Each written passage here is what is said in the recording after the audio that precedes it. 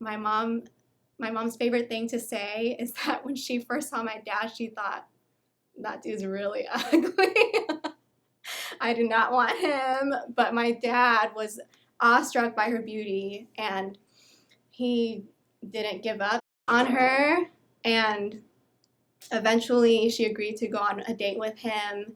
And then the rest was history from there. They had me a year after they got married.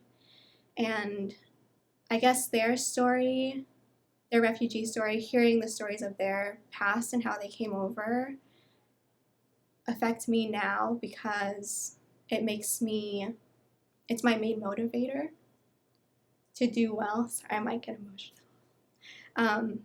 It is my main motivator to do well for them, and also because my grandmother also came over too on my mom's side, and she was like my second mom because she's the one who raised me while both of my parents worked, because my grandmother of course couldn't get a job here because she didn't know any English, so she stayed at home most of the time to watch me. And hearing her stories of Vietnam and how much she loved it, and of how much the war kind of took all of that away from her.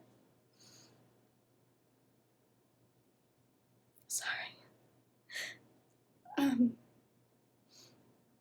It really makes me appreciate everything that they've all done for me, especially my grandmother, because after they all came over here, before they all came over here, she was the backbone of the family. And then after she came over here, she was already elderly, and so they kind of took care of her, but she took care of me.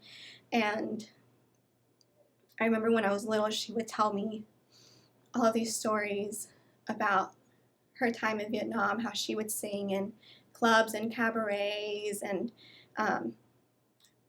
my mother's side of the family was more impoverished than my father's side was, and she would try to make money doing gigs here and there, and then after she came over here, her main job was me.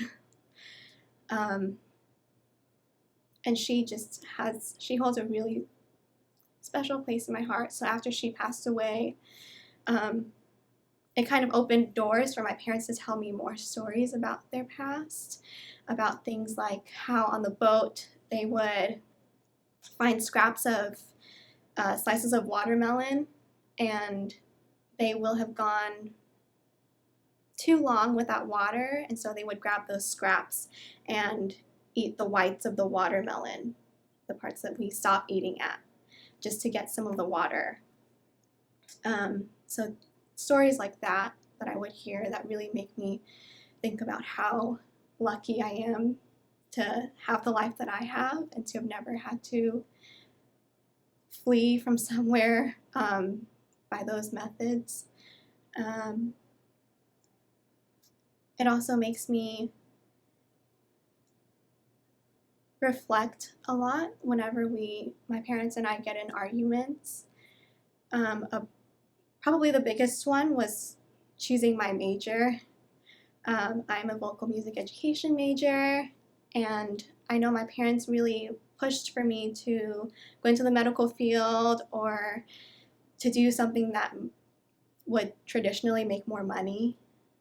And at first I didn't understand why they didn't want me to just do what I loved.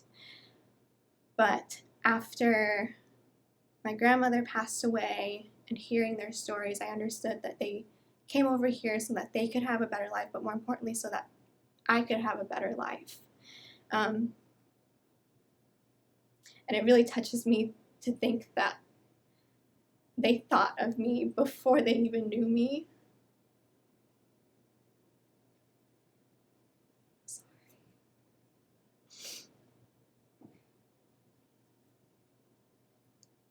But it is also, it's a collaboration, I would say, because I'm having to understand their more traditional cultural values, and they're having to also try to assimilate to my cultural values because they are different, because we grew up in totally different countries in totally different ways. And so whenever there's any kind of conflict like that, now that I am a bit older too, and I'm seeing my parents as people instead of just mom and dad, and knowing that they have their own lives and their own histories, it's easier to sit down with them and try to talk things out too. So Houston became a part of their journey because my mother's oldest sister, Fulung, she moved over to Houston because some of their cousins came over to Houston originally. And then we originally lived in Florida for a while, and we came over to visit my aunt here in Houston. And my parents saw how much cheaper the houses were and how big of a Vietnamese community Houston has, compared to St. Petersburg, Florida, where there are like 5 Vietnamese people. But here the community is so big, it's thriving, and it's constantly being built up, and everybody in the Vietnamese community kind of knows each other and is so welcoming, and it felt like home to them, to be able to speak their own language to strangers. And since my grandmother didn't know any English, it was especially appealing to her too. And so eventually they made the decision to move over here because of the thriving Vietnamese community.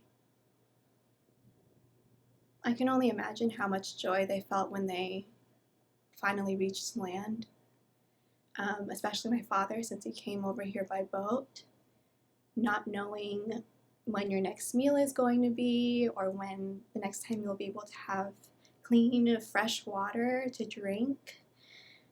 Must have been extremely agonizing for them. So I can only imagine how much joy he felt whenever he finally saw the land.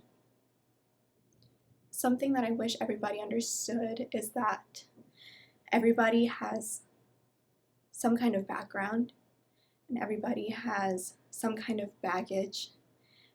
And it's not necessarily the case that one person's baggage is more than another person's baggage, but everybody's baggage is different.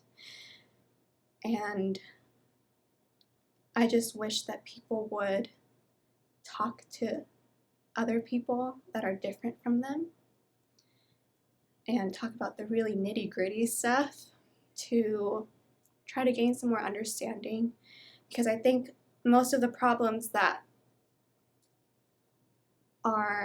arise come from a lack of understanding, a lack of diversity, and a lack of open-mindedness too. I think people are really set in their ways, whether they want to believe that or not. I think everybody kind of is set in their ways. And so if everybody was just a little bit more open to different points of view, different backgrounds and everything, I think that's what I would want for people to understand, is that they did tell me stories of how they were treated whenever they came over to America. Of course, racism is a very real thing, and I hope that it won't always be. But they would tell me stories of how they would be too afraid to interview for jobs because their English wasn't the best, and so they didn't want to put themselves out there because being vulnerable in any case is scary.